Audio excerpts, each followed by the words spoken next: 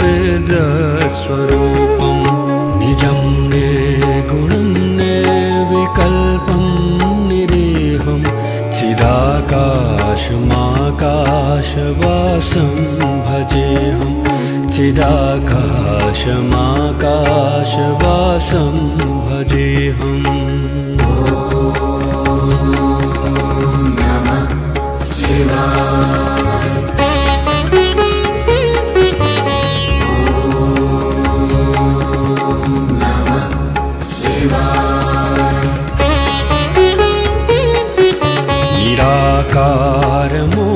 निराकारमोकारमूलं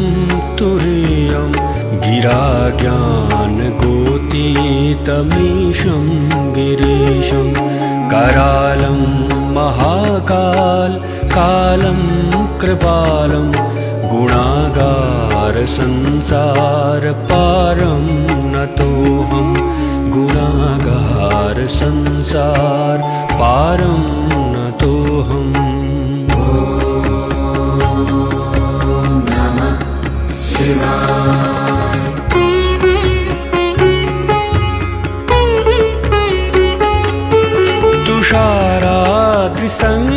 तुषाराद्रिसङ्काशगौरं गभीरं मनोभूतकोटिप्रभाश्रीशरीरं स्फुरन्मौलिकल्लोलिनीचारुगङ्गा लसद्बालबालेन्दुकण्ठे भुजङ्गा लसद्बालबालेन्दुकण्ठे भुजङ्गा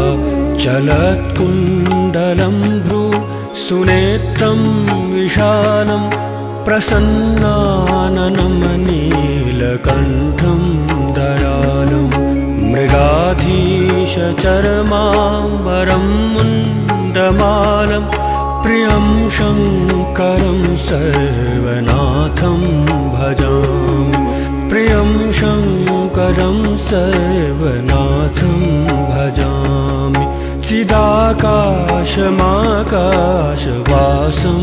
भजेऽहम्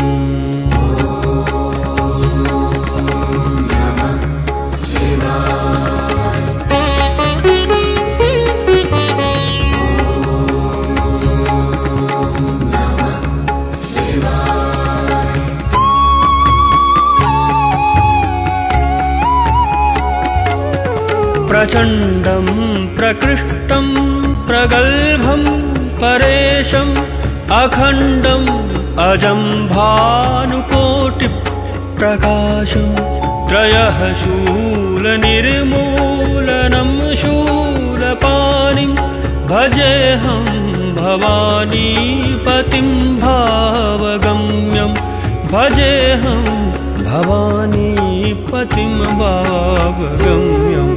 कलातीतकल्याणकल्पान्तकारी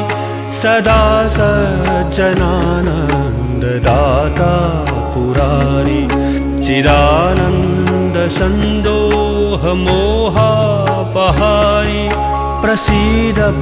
प्रसीद प्रभो मन्मथारी प्रसीद प्रसीद प्रभो मन्मथारी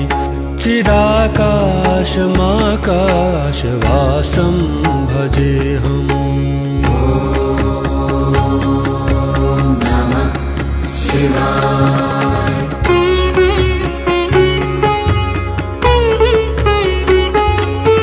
न यावत्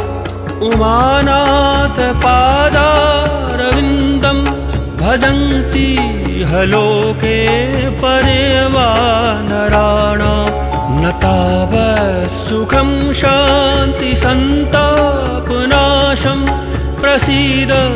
प्रभो सर्वभूताधिवासं प्रसीद प्रभो सर्वभूताधिवासं न जानामि योगं जपं नैव पूजां नतोऽहं सदा सर्वदा शम्भुतुभ्यं जराजन्म दुःखौघतातप्यमानं प्रभो पाहि आपन्नमामीश शम्भो प्रभो पाहि आपन्नमामीश शम्भो चिदाकाशमाकाशवासं भजेऽहं नमामीशमीशाननिर्वाणरूपं विभुं व्यापकं ब्रह्मवेदस्वरूपं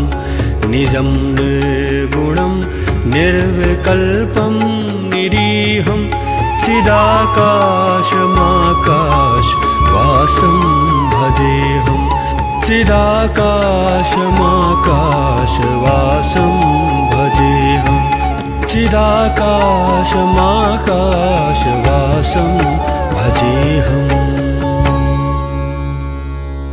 रुद्राष्टकमिदं प्रोक्तं विप्रेण हरतोषये ये पठन्ति नरा भक्त्या